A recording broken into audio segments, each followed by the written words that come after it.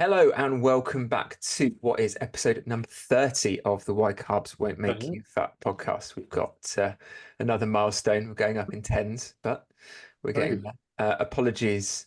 It is actually episode number 30 because I've just uploaded the last pod we recorded and it tells you how many episodes I've uploaded on Spotify. And I said a completely different number last week, probably because we uploaded two that were like pre-recorded.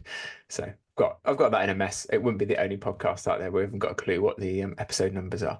Um, how's have you been watching much of the Olympics, Josh? I have, yeah, yeah. No, as for someone who doesn't really follow sport generally, it's been very enjoyable watching it.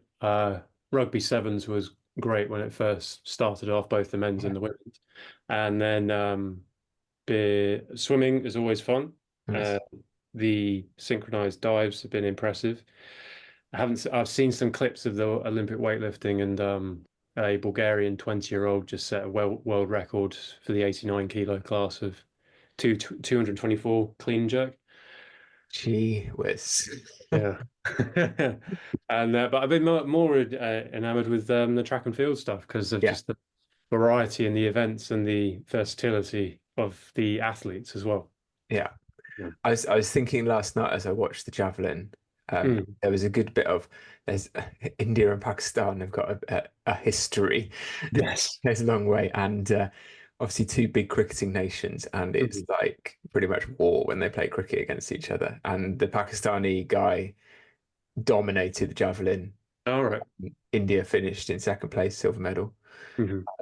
So I was like, yeah, I'm sure the Indians are really happy about that. But I was like, Christ, that guy's thrown the javelin 90 odd meters, Mhm. which is I'm a cricketer, I do some throwing. I was like, that's a long ass way. Mhm. And I think because he'd won the gold, like the Indian guy just overthrew on the last, he gave it everything and just it didn't like as always happens in that scenario, it went 10 meters less than he wanted it to. Mhm. Um, and like and obviously under no pressure and having the elation of knowing that you're the gold medalist, that then the Mhm. Pakistani guy threw another massive 90 plus meters throw, and I was like, that looks so easy. Uh-huh. Reminded me of we're training for this tribal clash competition at the moment, and there's Mhm. you've got to jump over a bar. I say jump, you've got to get yourself over it. So it's a big thick log. Yeah. There's various ways of doing it, one of which is do a muscle up. Mhm. And so one of the ladies in my team is like, I've watched loads of muscle up videos. It looks really easy. I was like, I've watched all those videos. It does Mhm. look easy. Yeah. It ain't. I, I've Anything done well. I have a very fond memory of when I was doing taking part in the CrossFit Open at the first CrossFit gym I was at, and the workout was, I think, double unders, X amount of reps, and then light either overhead squats or muscle snatches, whatever you want to call it, and then X amount of bar muscle ups. So I breezed through the overhead squats and then the double unders, and then I got onto the bar muscle ups. I spent the rest of the workout just trying to get one, Yeah. and, Yeah. and it I'm was still like yet to get there. almost over, fail, almost over, fail, and like it was nice having the like a crowd of people there, other people obviously doing the workout, but then your judge kind of egging you on to Yeah. try and get it, and then failing at the last bit and then getting one good one without the chicken wing over the top of the No, bar, and then I'll take that at the moment. go for a second one. Like, nah, not there, and then the timer runs out. Yeah. Yeah, we don't have to. You can basically get over the bar any way you want. There's no Yeah, stipulation of the yeah, technique. you One, can kick your leg up and flick yourself over or something, yeah. can't So I've tried. I've tried like what I call the sloth technique of kicking a you? leg over, but then I just get stuck because Yeah. then one leg's over and the other one's trapped, and I can't let Mhm. go because I fall off. Yeah. Um, we did manage it with like a chin up and then a switch. So chin up to the bar as you swing your legs over because you just got to swing over the bar. It doesn't matter which direction. Mhm. So you just got to do a loop. So we managed that the other day with the thick bar on a Yeah. yoke that we set up. So like my teammate was there. Suze jumps up, does it first off. I was like, oh, shit, pressure's on. So I, Yeah. I had like four. I got my legs on top of it like four times in a row, and I did basically do all the hard work, and then didn't go over, and then I finally managed to get full rotation. So Mhm. I can do it. I mean, the other rule of the comp is you either do it without any help once or you do it Mm. with a boost 3 times. Okay, And right. I'm like, the amount of fannying around we're doing trying to get one of these muscle ups and the time it will take, we could have got the whole team over with a boost in the time I Yeah. would take to do it. So I think Hmm. tactics come into that as well. Yeah, just the And it's effort. not the only event. Yeah. It's the one that you want to look really cool doing, but it's going to Of be course, like yeah. 2 seconds of the competition and it'll make literally no difference how we do it. So Hmm. I'm gonna I'll keep it as a side quest, but it's one that I'm not particularly gonna lose a lot of sleep over. No, of course not. Yeah. Um, did you see? I posted it on my Instagram, so it was a really good story. Did you see Fred Ciro's daughter, who Fred was Siriax, yeah. diver? Yeah, sorry, what's his surname? Syriax. That's it. Yeah. Yeah, Did you see the little video with him and his it's daughter? his pep talk after she lost, or Yeah, wasn't it? yeah, Yeah. I thought that was awesome actually. Yeah. You could like argue it might be like he's all mic'd up, so you wonder whether it's like a little bit staged. But either way, like Hmm. I'll it probably isn't. He said that. Yeah. But it was quite. If anyone's not watched it, he was sort of. She was really gutted that she hadn't won a medal. Hmm. And I think I don't know anything about the backstory to be honest, but I think she had like probably quite a good day the day before, Hmm. and obviously her hopes are up. And like his pep talk kind of just went around like just there's so many people that are so proud of you. Hmm. Like it's sport. This happens in sport. Hmm. Like there's winners and losers. It happens. It's sport. Just and he's like, oh, you know, I can't remember, but he's like, he reads out a name. He's like, you know this guy. She's like, no. And then she looks at his WhatsApp and she's like, oh yeah, yeah, I know that guy. And he's like, oh, you know, so proud of what she's done. My family are Hmm. taking up diving because of it. And Yeah. he's like, look at all these messages pinging in. And it got me really thinking. So we have like strongman competitions at HQ and other comps, and Hmm. people let their people think it's like a because they're competitive. They use this phrase of like, because I'm competitive, I don't want to do it until I know I can win, Uh-huh. Yeah. right?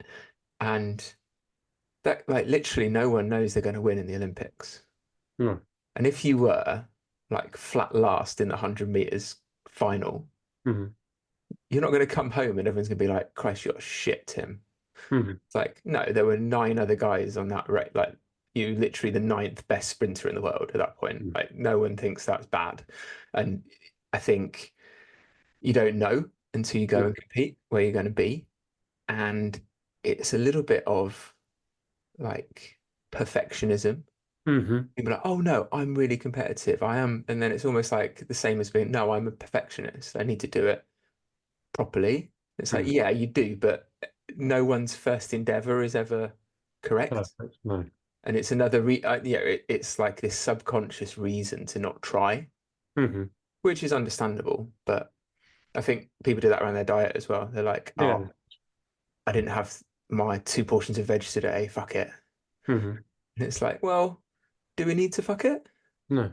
Or do, you know? So yeah, different ways. I thought the pep talk was really good. He's like, look, No. Yeah. Well, look at all these I people who are saw it. proud of you. Yeah. And Fred seems like a nice bloke as well. Yeah, yeah, Uh, yeah. So, again, it's that paralysis by analysis that we've talked about before, and 100%. wanting to make it overly complicated before making any a kind of endeavor or try to make some sort of change, whether Uh, that's yeah. physical or otherwise. Talking of paralysis by analysis, my last tangent, and then we'll get on to topic. Mhm. We got this strongman competition coming up at HQ. On Hampshires, yes. One of the events is you're sat down pulling a really heavy Sled. sled with a Hmm. rope, and we've got like a, a frame to put your feet against. So you push your feet, obviously. It's going to Hmm. help you to pull the heavy thing with your arms so you can get some leg drive. Imagine like a rowing machine. Hmm. Then we're going to put some deadlift platforms down so your bum can slide up and down, again, like a rowing machine. Right. So my colleague James has already got one. I bought some marine ply. We're making another one. So my wife's like, it looks so good. My wife's Hmm. painting on all the like, it's painting a HQ logo on one side, feed Yeah. flexibility logo on the other. Oh, okay. And then the guys shared it on their Instagram for the comp. Hmm. And Ben gets this message from someone, and they're like, "Oh, do you know if the type of varnish on the other platform is going to be slidier than the other one?" And it's like, Yeah. no. I don't. Yeah. And it doesn't matter. You're For using fuck's Danish sake. oil on this one. It's like it's gonna slide or it ain't. Like it's Yeah. like you're pulling like 200 kilos on the thing. You're not gonna notice whether one is varnished any differently. Like Your mind should be elsewhere at that yeah, point. yeah, exactly. Yeah. If you pull it really hard, it will move. Like Mm. Yeah. so yeah, paralysis by analysis. Hmm. Anyway, on to the meat and veg of the episode. Yes. Good pun there. Um, Josh, you wanted to talk. Let's do your two topics first because I think they're both really good. Mine's probably a little bit niche. Um, Food pairing. yeah. Yeah. So usually, and you've probably encountered with clients as well, when they're thinking about making some changes to their diet, they'll think about all the stuff that they can't have and Hmm. uh, and things that they're going to miss out on, all the things they enjoy. And a way of getting around that and using a bit of a mindset shift is something called food pairing. So the idea of eating what you want and then adding what you need to the way you eat. And you don't have to do it for every single meal. But if people are prone to snacking, which sometimes they can be, then pairing something that you would usually have with something that's more nutritious, higher in protein or fiber or all of the above, you can't really make a mistake with that one, and you still get to have something you enjoy. And if there are foods, for example, that might trigger you in quotation marks, then Hmm. you can have them in more sensible quantities because then you're eating something more nutritious on the side. So that could look like a chocolate bar with a high protein yogurt pot, like those 0% Fage Fantastic. pots, or a packet of crisps with a Baby Bell light cheese for some protein, Love or it. ice cream and a punnet of strawberries on the side for vitamins, minerals, and Yes. fiber and things like that. So really basic stuff like that. It doesn't have to be any more complicated. And like I said, it doesn't have to apply to every time you eat, and it's just a good way of improving appetite control and managing your portion sizes throughout the day or week. I quite like that sort of a nice pairing with it of being like, I want the chocolate bar. I'm Mm. trying to limit that. I'll go have an apple, Hmm. then I'll see if I still want the chocolate bar. Yeah. And it's again, you can still pair it, you can still have it, but then it's a stop think moment as well. Hmm. Takes you a lot longer to eat the apple than the chocolate bar as well. So that's another sort of like, yeah, another way to slow things down and get rational with it. Yeah. Yeah. It was a good post from Luke Hanna talking about the same topic basically because a lot of the stuff, and he's got a degree in nutrition and all that sort of thing, and he spends a lot of his time trying to debunk a lot of the noise that is on social media at the moment. Him along with Alan Aragon and Yeah. Nadolski and people like that. They're interesting voices to listen to because they'll look at both sides and then find that Mm. middle ground and the nuanced part, which similar to Ben Carpenter in a way too. No, but yeah, And I enjoy the material they put out. Um, but yeah, these are like some of the suggestions I make with my clients, and they're quite amazed. Like it's the shift in their mindset, and also the increasing of whole foods along with whatever they were having before. Their hunger's gone down a lot. yeah. Satiety levels are better, and they're getting they're on their energy balance is a lot better too. Because a number of times it's who was I talking to? Oh, a lady just having low energy throughout the day after having done a weight loss thing. Hmm. Probably still sticking to slightly smaller meals and things like that. Yeah. I said, I could give you a whole list of supplements to help with this, like vitamin D, C, a B complex, magnesium, Mm. electrolytes, all those sorts of things, which are fine. But even just as simple as increase having a high protein meal, but also just increasing the volume of that meal. So Yeah. you're eating more, but also kind of eating less because you're fuller throughout the day. If you Yeah. just stick to that 3 meal formula or formula, depending on what Hmm. what their goal is and what their lifestyle enables them to do and things like that. Yeah, because I'm not sure whether I mentioned it last week, but Emma Story Gordon talks about there's research out there that says the if you equate the calories for two types of food, Hmm. but the weight is higher on the other one, Hmm. that's going to be more filling, Yeah. regardless of the like. So if something's like really calorie dense but not very heavy or big, Hmm. and I think about it broadly as just like filling a stomach up. Yeah. You have like peanut butter, not going to fill your stomach up very much for the equivalent calories of broccoli, for example. You probably wouldn't be able to eat the equivalent calories of broccoli because it's so energy dense. Hmm. Yeah. So yeah, I like that. Yeah. And it might broaden people's horizons on like pairings of food and flavors and things like that, because sometimes they get bored or they want a bit of Mm, variety in what they eat. Um, yeah. and that's one of the simplest ways. Like it's hardly a snack I like to do. I've probably mentioned it many times before on the pod, but it was just like 90% dark chocolate, medjool dates, and an Mm, espresso. Okay, it yeah. might not be too high in protein, but flavor's all there.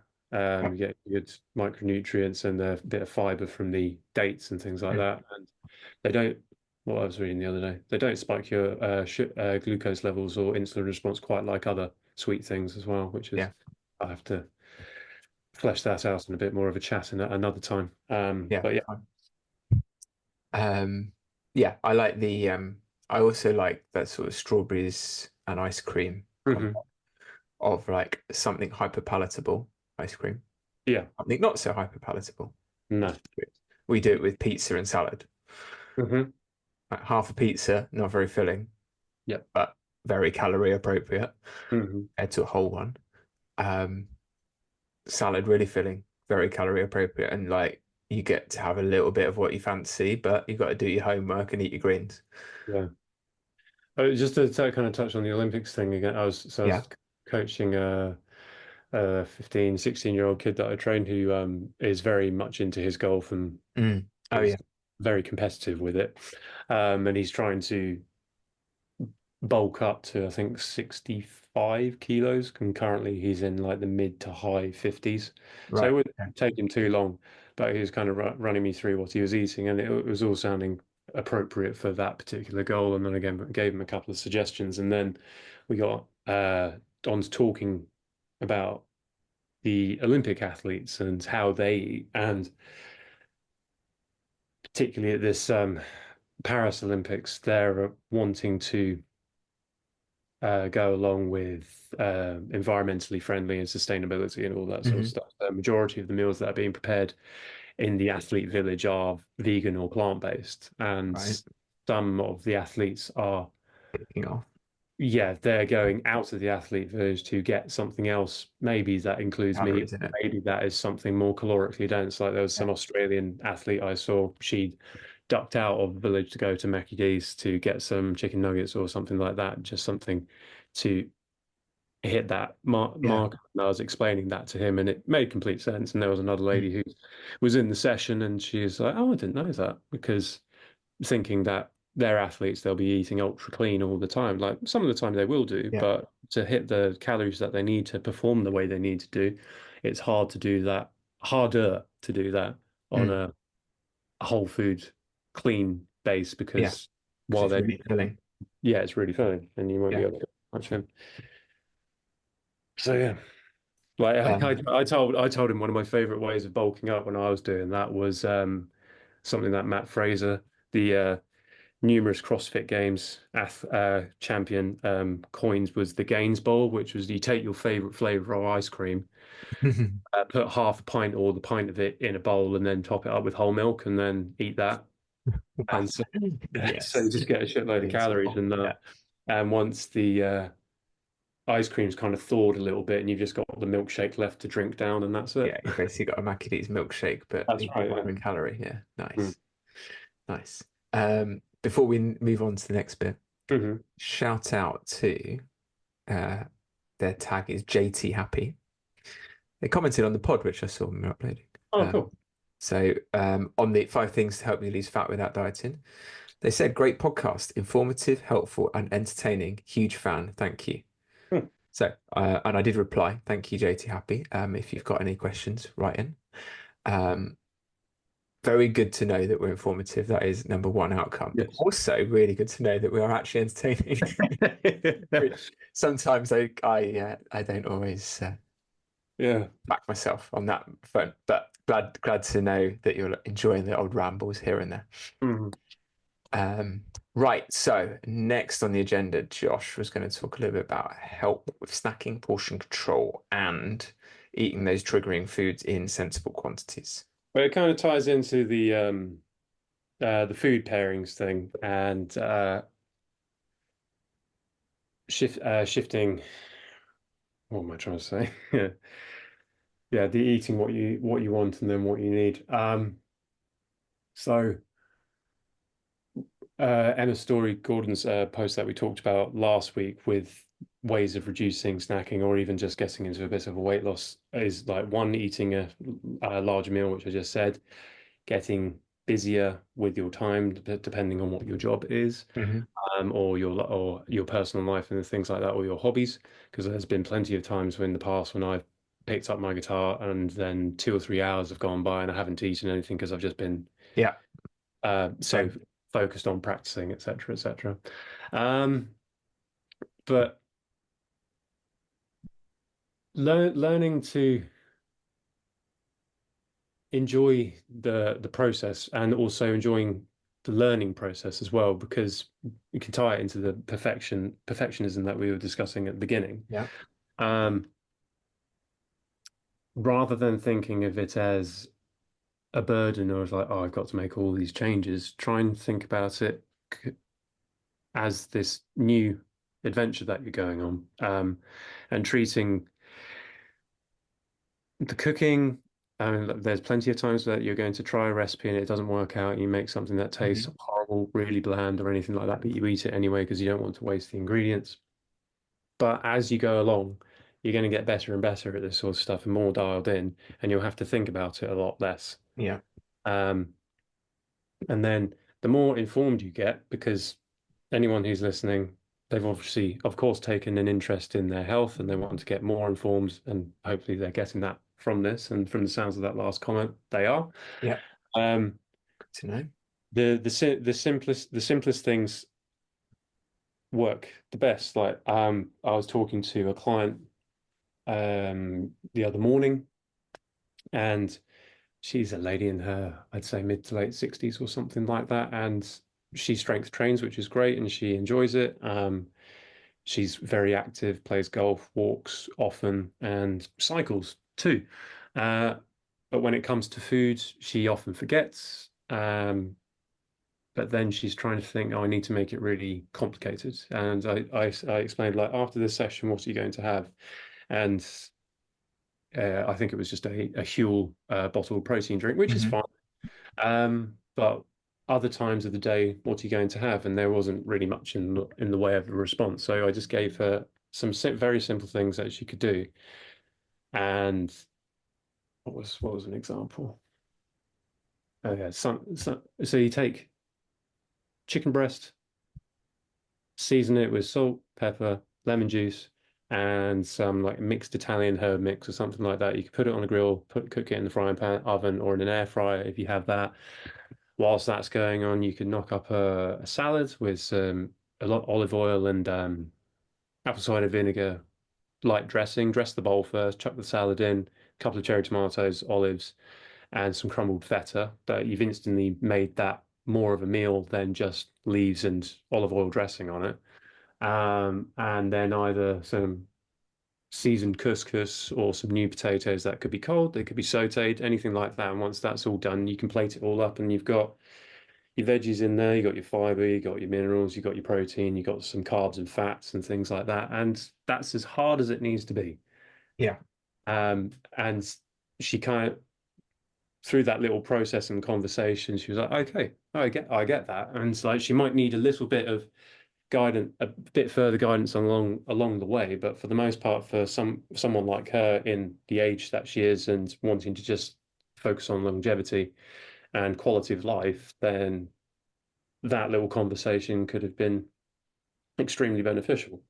And as to working around trigger foods, for example, like there are some of the clients who like I'll have to have something sweet, whether that's a biscuit, a chocolate bar, a milkshake, anything like that. I'm like, okay, so we can factor that into your calories, Hmm. or if you want to do Monday to Friday, you're in your deficit, and then Saturday, Sunday, you can eat a little bit above that, and then you get back on it on Monday, then that's Measure it out fine. across the week. Yeah. Yeah. And making them realize that it's like, oh, there's a one lady who said that she was going to have to back off training a little bit because she recently had a tattoo done and she Right. didn't damage it. I was like, do I have to alter my calories at all Mm. because I don't want to put uh, do any damage to the work I've done? I said, no, absolutely not, because like what you're eating at the moment, you're in a deficit, and that's Yeah. going to elicit weight loss anyway. So checked in with her. And she said, "Yeah, it was absolutely fine. And I don't know why I got so worried about it. Mm. And Yeah. if anything, I kind of overthought it, and so she kind of calmed down from Yeah. that perspective, which is Perfect. great. Yeah. Good. Yeah. Yeah. It's good when that happens. Like, but yeah, I mean, people are understandably nervous about that sort of thing, but Mm. just have that clarity from coach, that trust. Good. Yeah. Yeah. Yeah. So that was the main thing with those sorts of stuff. And I remember from my own experience of me personally, like looking at clean foods and unhealthy foods or more processed Mm. foods, stuff like that, and getting a little bit obsessed. And it does get obsessive, and it was definitely to a detriment for me a little bit physically because I wasn't progressing as much as I wanted to in the gym, and then it was kind of affecting me socially because I was like, "Why are you eating that? Why are you eating that?" Not saying it out loud, but saying it Yeah. like Yeah. Yeah. to the people I was hanging around, and it's not a particularly pleasant place to be in. Um, and one point that you said a couple of episodes back was kind of care less, Mm. which which Yeah. I which I which I did like. Obviously, you do have to care about it, Yeah. but to the point where it becomes detrimental to your physical and social and mental well-being and all that sort of stuff, then you kind of have to pull back and reevaluate things, or at least get someone to help you reevaluate things. Yeah. Yeah. Agree. The other concepts I like around triggering feeds, which people won't like to hear, but it will work. Um, Backed up by, I've seen Tom Bainbridge say something similar. He's like, got a problem food? Don't go along the route of taking it out of the house entirely because you're not solving the problem. Hmm. We'll go buy it at some point and then it will be back in the house and you haven't tackled the issue. Um, Make sure you don't eat it distractedly, be my first go to, but eat it more. And he's like, even eat it to the degree. He's like, I want you to eat it enough so you get fed up of it, Right. dissolve the novelty. And like I say this with like ice cream, still have it most nights, still enjoy it, but it's like not a massive novelty. It's the same. It's pretty much the same. Like it tastes different, right? Don't get me wrong, Yeah. but it's pretty much the same as me going and grabbing an apple. Hmm. Two scoops of cart door, that's like 100 calories, that's the same as a banana, Hmm. calories wise. Is it more nutritious? The No. banana is obviously more nutritious. We all know that. Hmm. But do I obsess about ice cream? No. No. It's like an abundance mindset. It's like if you had no money, all you'd be able to think about was money. Hmm.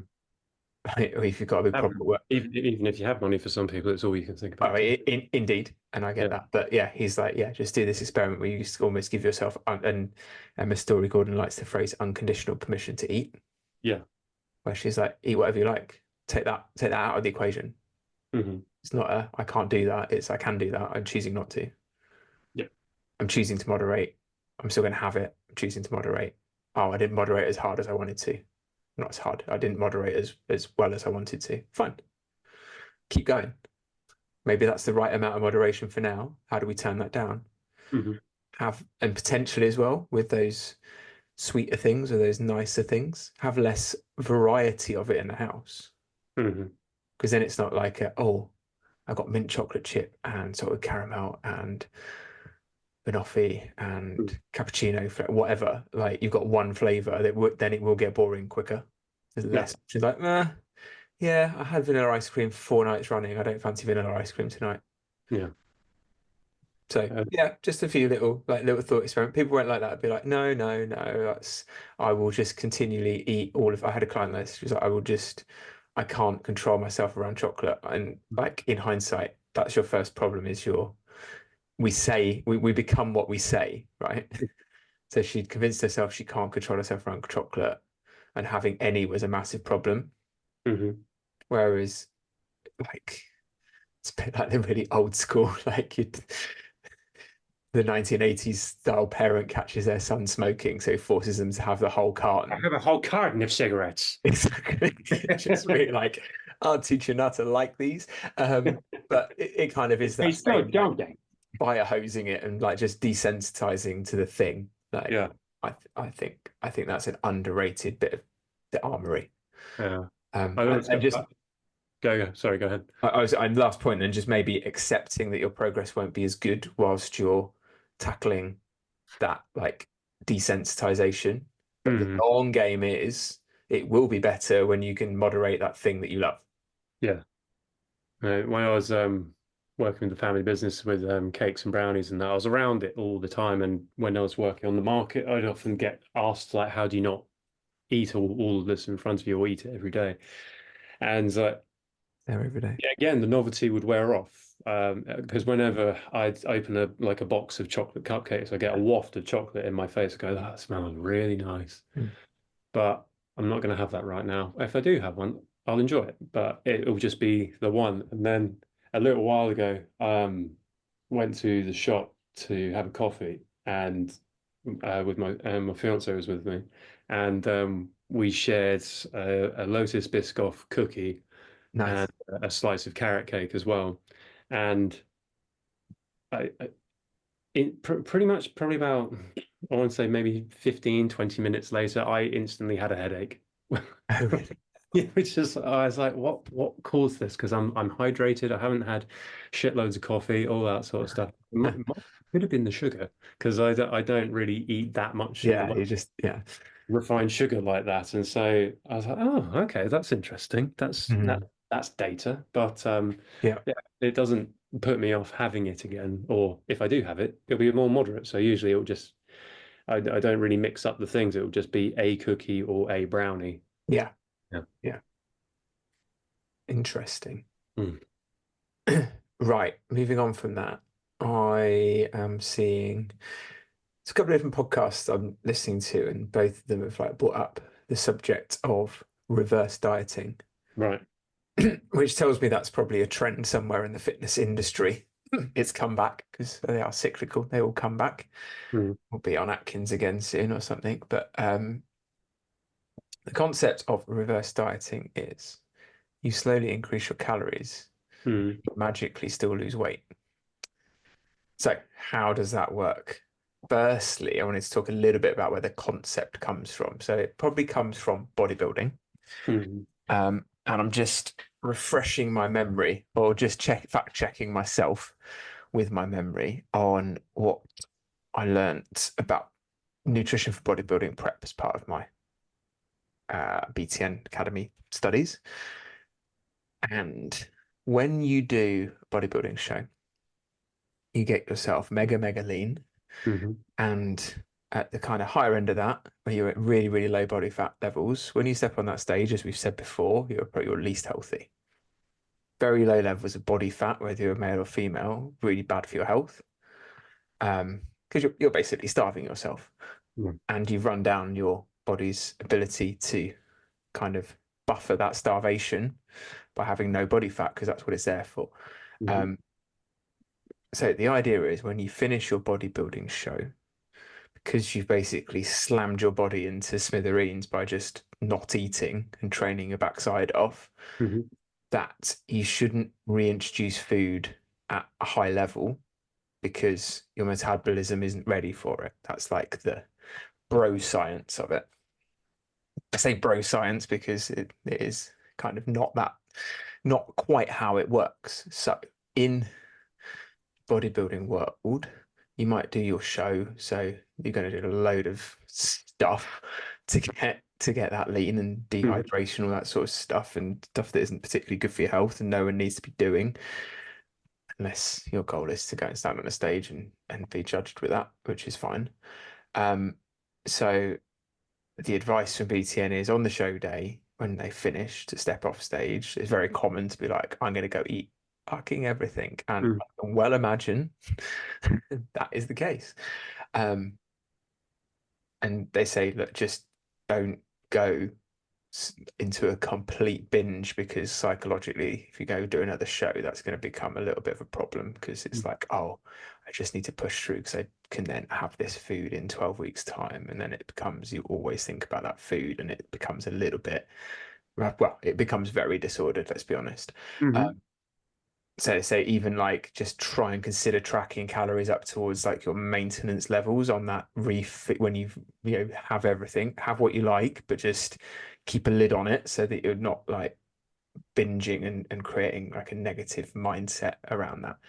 And they say like there is a little bit of kind of truth in the fact that metabolism may have dropped. And you've got to remember this type of diet is not the diet that you'll be doing as a general population person. This is a diet that gets you almost like transparent looking to a Mm. level that most people don't find particularly appealing.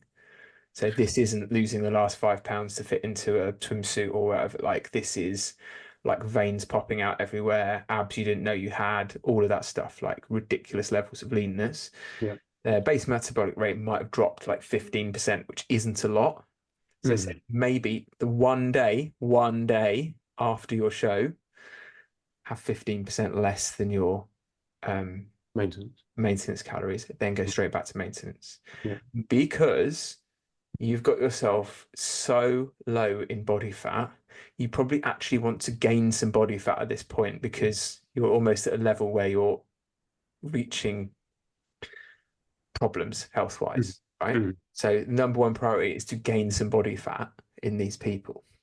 The reason psychologically that a lot of these bodybuilders use reverse dieting Mm. is because they are terrified of fat gain. Mhm. And so, psychologically, let's say they're a big dude, they might need to go from 70, well, 1500 like let's say they're 100 kilos and they've been dieting really, really, really, really hard into prep. They might be down at like something daft, like 1400 calories for the last week or so. And Yeah. their maintenance calories might be 3000. Mhm. But that is potentially like, I'm pulling numbers out of my ass a little bit, but that is potentially the kind of swing we're looking at. And that person's gonna be like, no fucking way. Right. um, I don't want to lose this shape that I'm in. No. Um, that is the reason to go. Potentially, people like to go slow with it, but again, for those guys, extreme case from a health perspective, get it straight back up to maintenance as quick as you can. So, Mhm. in the general population, how does that apply? Let's say you've dieted down to where you want to be, nice healthy body weight, BMI of like 24, 22, 24, something like that. I'm at my fighting weight, brilliant. Right, you can just go straight up to maintenance calories. Had a problem. Mm. Not an issue. You will get for a couple of weeks a regain on the scales of hydration, glucose stores topping back up. Mhm. You'll look a bit puffier than you did 2 weeks before because you got all that water is also stored under your skin, which removes a little bit of definition. That's normally temporary for those couple of weeks, and then it kind of disappears again, and you actually look better for it because your muscles are full Mm. rather than empty and flat. The idea that going up in slow increments from there is going to help you to continue to lose body fat isn't really a thing. But what tends to happen is, let's say you were dieting at like 1500 calories, and you're Mhm. finding that a little bit tough because it's not a lot of food. Your tracking or your monitoring of portions, however you're getting into that calorie surplus, gets a little bit creative. And it's human nature. It's subconscious a lot of the time. You'll look at a portion of something, you'll track it, and or like it'll be on the scale, it's 25 grams of cheese. Oh, I track it's 20. And it's almost a subconscious thought. But Mm. you're like forgetting about these calories and rounding things down to make it fit into a number. Right. Okay. Then when you get another, all right, I'm going to go I don't want to go all the way up to 1900 calories, so I'll go 1600 this week. You end up eating the same amount of food calories wise, but you track it more honestly. Right. Okay. And then the next 100 calorie increment, you track it even more honestly, or you even Mm. like you under track it. Mm. And this is quite common as well when people like bulk as well. So they might be at maintenance, and they're like, they start eyeballing a few things and convincing themselves they're having more food than they are tracking. Hmm. And then they fail to gain any weight because they're still eating the same amount of calories, but they're like subconsciously misreporting. So yeah. That is so like the whole concept of reverse dieting improves your adherence to the diet Hmm. rather than have any magical power of, oh, I lose calories at 1500, I lose weight at 1500 calories. I don't like that. I like the idea of eating 1750 and still losing fat at the same rate. Hmm. Like scientifically, that isn't going to work because you're putting more energy in and assuming you're moving the same amount, you're not creating the same size calorie deficit, but it might allow for more adherence. And sometimes as well, like if someone's had a history of diet and they're really stuck, it might be a good idea to just shift up to maintenance for 2 weeks and see what happens. Hmm. Because your adherence may get a shitload better and you may still lose some weight. Yeah. So that I think that's like the ins and outs of reverse dieting. Yeah. I wouldn't say it doesn't work, but it doesn't work in the way that you think that it Hmm. might. Yeah. Because let's be honest, things that sound a little bit too good to be true, Yeah. like you could Often are. still lose weight at the same rate, Mm. but eat more, Yeah. isn't a thing really in terms of calories. Yeah. Yeah. Definitely. Now I remember reading that section in the BTN course about the gradual increase after bodybuilding prep in particular, or even could say with endurance athletes as well, or so even people who are just doing like a half marathon or a marathon, Yeah. they're probably after immediately after the event, they're probably not interested. Well, they might be interested in having some food, but trying to rein them in so they don't gorge and get incredibly Mm. bloated and uncomfortable immediately afterwards. And they're probably loaded up on gels and carbs already. Um, then piling more on top of that Yeah, I had it. Yeah. wouldn't be a good idea. So it's just like a gentle way of easing back into a normal way of eating after your most recent athletic effort and things like that. Yeah. Yeah. Yeah. Agree. So that could appear that, yeah, I can see what the appeal for that particular method. But like you say, it's not a magic bullet. It's a Mm. And it's what as well, like if someone's weight loss has stalled, the last resort really is to reduce calories, is to get some more movement in, have a conversation about how accurately tracking, have like trademark the term a pain in the ass week of tracking where we really double down on measuring everything really accurately. Um, those are the things to do before changing the calorie in target because normally it's an adherence or a measurement error that's stalling it out or a patience thing. yeah. Got an idea. So I'll come up.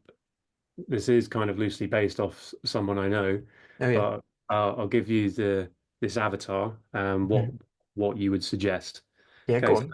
I like this. um, so woman mid-30s, high functioning job, Hmm.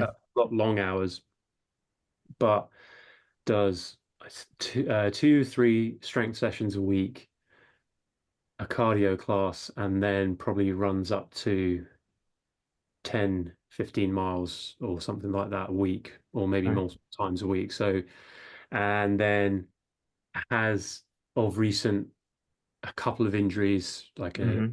femur in the hip, very bad ankle sprain or something like that, but is wanting to train for a marathon and get back to a marathon shape, Mm.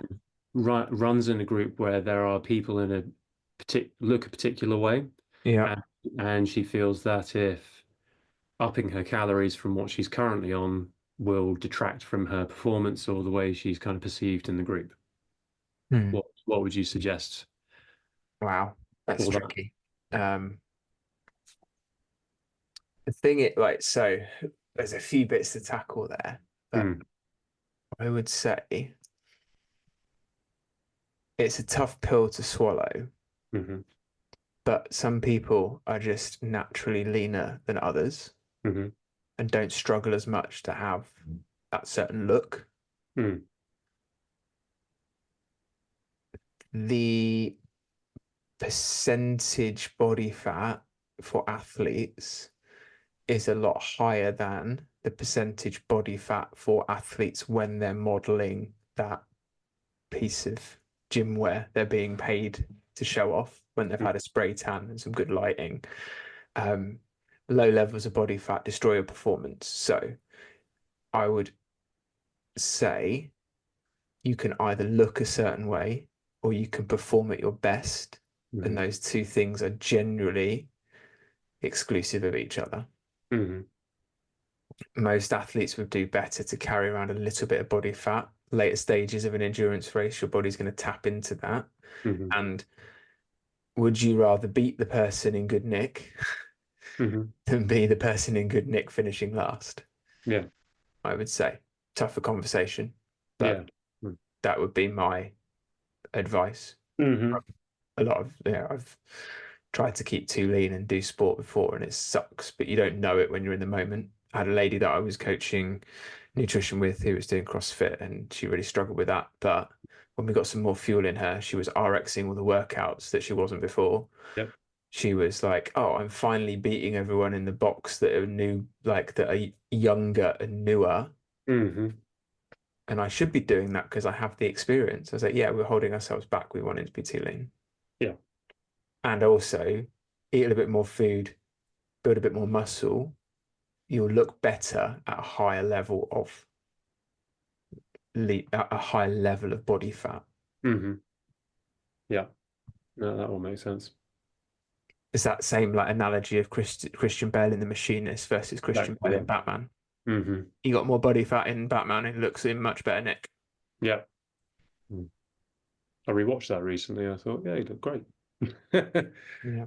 Yeah. He don't look great in The Machinist, let's be honest. No, he looked absolutely terrible. But he's well, actually, I think he's probably a similar level of body fat. I think that's the analogy. hmm He's got a bunch more Yeah. muscle in Batman, and that's Yeah. the same applies for ladies as well. Like put a bit more muscle on the frame, you'll look, you'll carry it. You'll carry a higher level of body fat a bit better. Yeah.